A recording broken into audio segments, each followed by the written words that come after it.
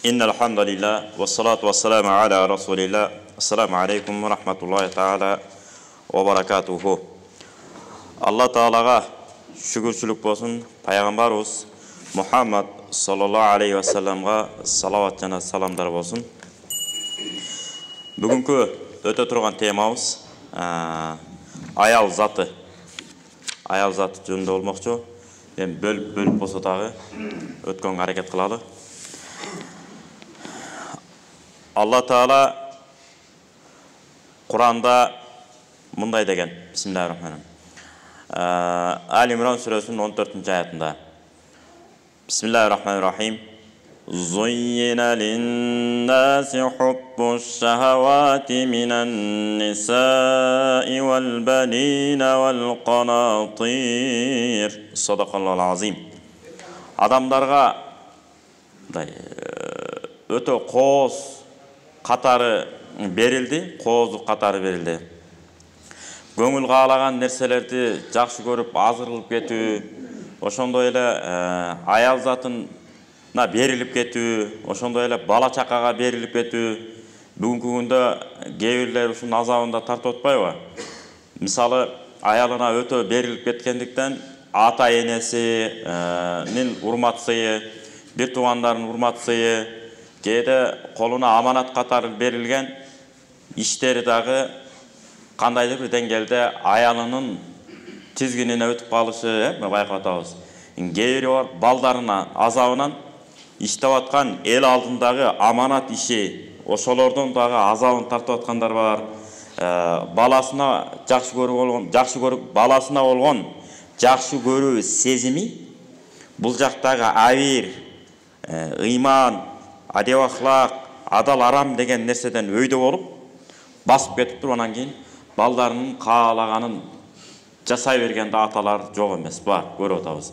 Ошондуктан балдарды жакшы көрөбүз, аялыбызды жакшы көрөбүз, аялдарыбызды эмне деп жакшы көрөбүз? Шарият кыйбаган жолдо.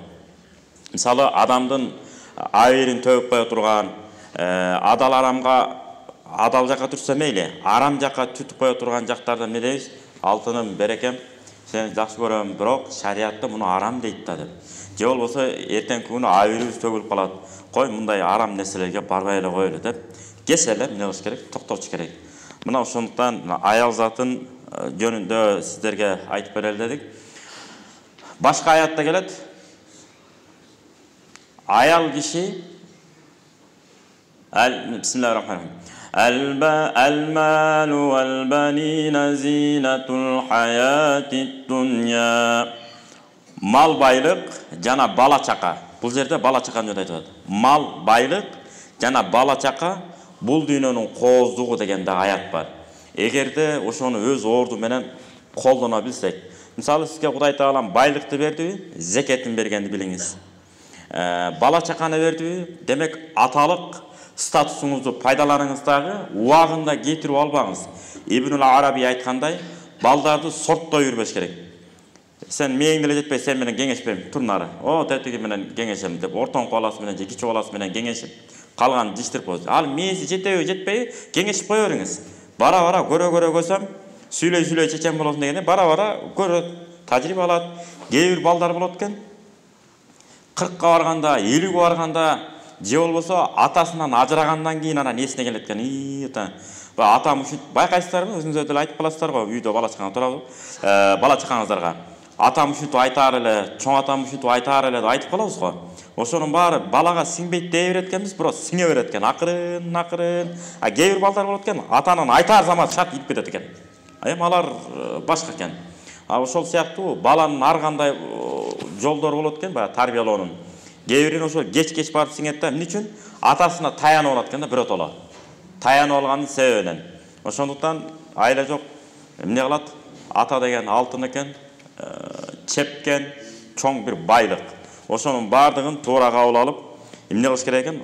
Баласына ата эне сөзсүз түрдө убак менен, мезгил менен, убак сааты менен көңүл буруп, жана талим тарбияны берип албасак, эртеңки күнү атасы отурабы, чоң атасы отурабы, тебелеп келип туруп, төр меники деп, бийлик меники деп туруп, менин айтканым болот, силерки бүттү деген балдарды төрөбүздөн көрүп калсак таң калбай эле коелу.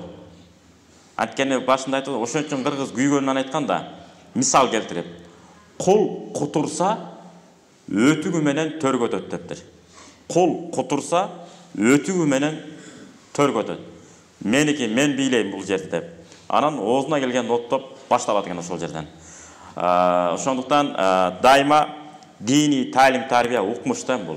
Ошон үчүн ислам дини ыйман келтирдиңизби? Артынан эле адеп ахлак, адеп, жана адеп деп аткан ошондон да. Пайгамбарыбыздын бир да риваятын көрдүңүзбү? Баланчаны жаака чаап, эсин одара чапты, анан тоголото тепти деген бир риваят барбы? Жок. Пайгамбарыбыз келип туруп, жаактан ала тартты, анан жулкулдатты, анан кыйкырып, бакырып эле бирөөнү баса калды деген. Жок, андай риваят жок. Пайгамбарыбыз эмне болгон? Жөнөкөй болгон, бирок кылган иши эмне болду? Бийик болгон. А биздики эмне болот? Сүйлөгөнүбүз асман титиретет, асман титирет, 7-чи асманга чейин көтөрүлүп кетет. Бирок кылган эчтекебиз жок болушу мүмкүн. Жана да бир кайрылуу. Бүгүнкү күндө ар экинчи адам саясатчы болуп кетти, байкап атасыздар. Ар экинчи адам. Ар бир саясатчыга баа берип жетчип атат. Кечки интернетте отурат экен. Отуруп алып туруп, мынау мындай тетиги тигиндей деп, өзүң эмне кыла алдың деген маселе бар да. Саясатчылар саясаты менен алек болсун, соодагерлер соодасы менен алек болсун, илим болсор, илими менен алек болсун, дыйкан, дыйканчылыгы менен, багбан, багбанчылыгы менен, ушундай экен да.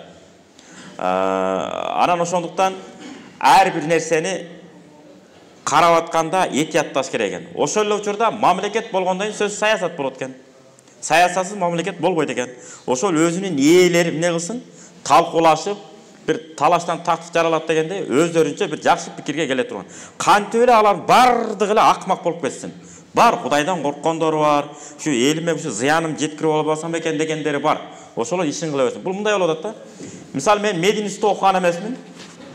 Адамдарга операция жасаганда мындай ыкма менен жасаса жакшы болот деп отуруп алып бияктан комментарий жазып атам. Баланча профессор тура эмес операция кылат экен.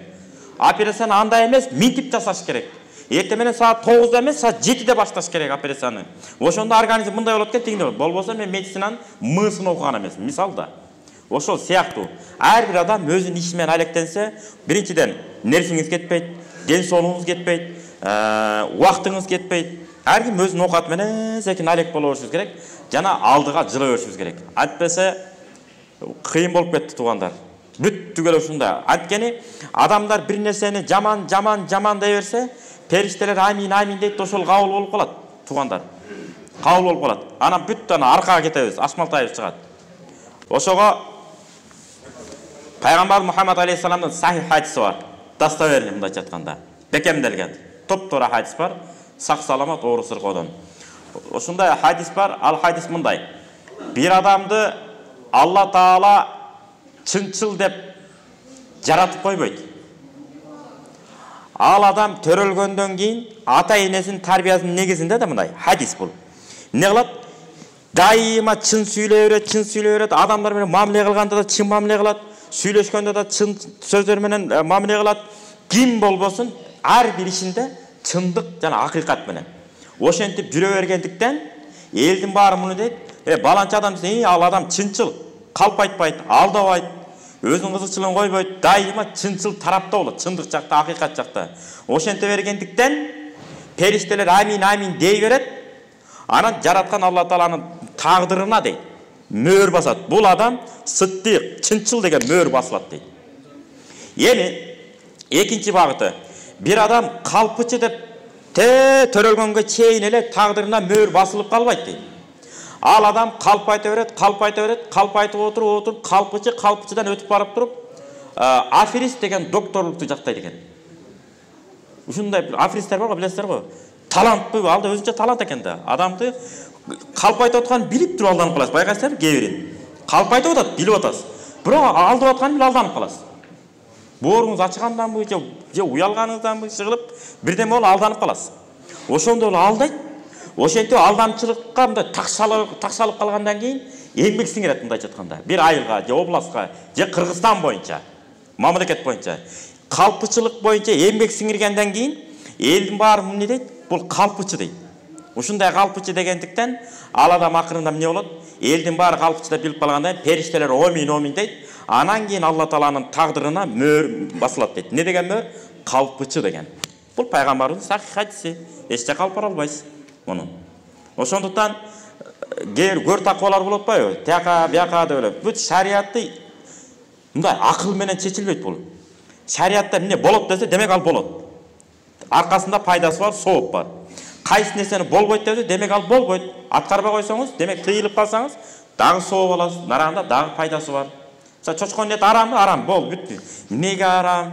Кандайча арам болуп калды деп анын суроо бергендин кажети деле жок. Себеби дегенде Алла Таала аны арам деди, демек арам. Зыяндуу ал нерсе.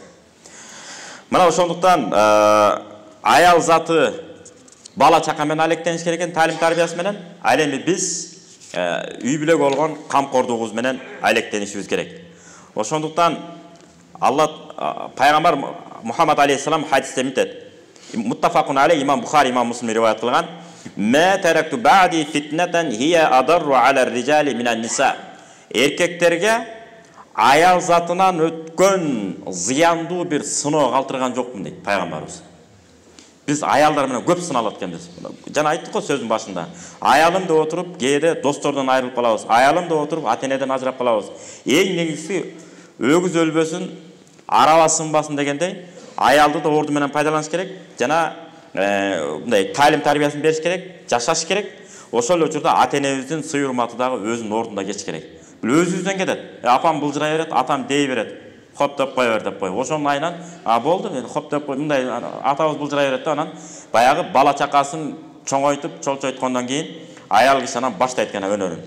Эми атам билесиң го, баягындай былжыраганын адатын дагы былжырап атат деп коет. Эчтеке дей албайсыз. Себеби өзүңүз көндүргөнсүз ошого. Былжырап атабы, былжыраган жокпу, жаманбы, жакшыбы, ошо ата-энебиздин ортосунда биз төрөлдүк. Ошого эмне кылышыбыз керек экен? Жаманбы, жакшыбы, менин ата-энем. Кой эми, сыйлап кой, Алланын ыраазы үчүн, менин көңүлүм үчүн деп. Ошентип бекем болуп койсоңуз, ата-энеңизге сый урматты күчөтүп койсоңуз, бала чакаңыз өзүнөн өзү бурулат экен. Коёт. Атам ата-энесине карасаң сый урматын. Ушул сый урматы ушунчалык болуш керек экен, ата-энеңизге туура эмес мамиле жасагандан сезгенип турсун бала чакаңыз, аялыңыз да. Эмне үчүн? Кандай гана ажан аял болбосун, кандай гана начар аял болбосун, ар бир аялдын максаты жана чоң ниети балдарым эл аралап, эл баласы болуп, эл уулу болуп, эл керегине жараган бала болсо экен дейт. Кандай аял болбосун. Ошондуктан дайыма аял кишиге ушундай кам көрүү зарыл, болгону туура пикир берүү, багыт берүү. Сөзүм ушу менен жыйынтыктайын, жума бүтүп калды. Ма акраман ниса илля каримун ва ла аханахунна илля лаим. Аял затын бир гана жоомак эркек гана сый урматын кое алат. Аял кишини бир гана акмак киши кордоп коет дептир. Ошондуктан аял киши чоочун үй бүлөдөн келип, сизге бүлө болуп берип, анан кийин бала чака төрөп берип, сиз менен көнүгүп кеткени өзү чоң неамат, чоң бир тартуу. Ошон үчүн ошону туура кабыл алып, 2-3 жыл мүмкүнчүлүк бериш керек, көнгөнгө чейин. Келери менен мунун эчтеке билбейт экен деп отуруп, байкушту талкалап, ортодон үй бүлөлөр талкалангандар көп. Ошон үчүн андан Кудай сактасын. Кудайым буйруса, кийинки жумаларда ушул теманы ушул жерден улантабыз. Анан бизге кайрылуу, айыптоолор келип атат. Мурдукудай эле жуманы окуп атсаңар, эми илайым ошондой убакыт келсин. Бирок аралыкты сактабай атасыңар. Аралыкты сактабайсыздарбы деп мына дамлабызга дагы сын сөздөр айтып атыптыр жогору жакта муфтияттан. Ошо аралыктарды сактап койсок туугандар. Анан Кудайым жаман көздөн сөздөн алыс кылып, амин. Жараткан кандай гана жакшы иштер жасаган болсок баарын кабыл эткен болсун. Жакшылык иштер менен алектенип отуруп, жаман нерселерди кылмак турсун, ойлонгонго да убактыбыз калбасын. Жана колубуздан келбеген тиешеби жок нерселер менен алектенгенден алыстанып, пайда бере турган китептерди жана пайда бере турган иш-аракеттерди жасаганга да Кудай Таалам мүмкүнчүлүк берсин. Валхамдулиллахи роббил аламин. Амин. Аллаху акбар. Ассаламу алейкум.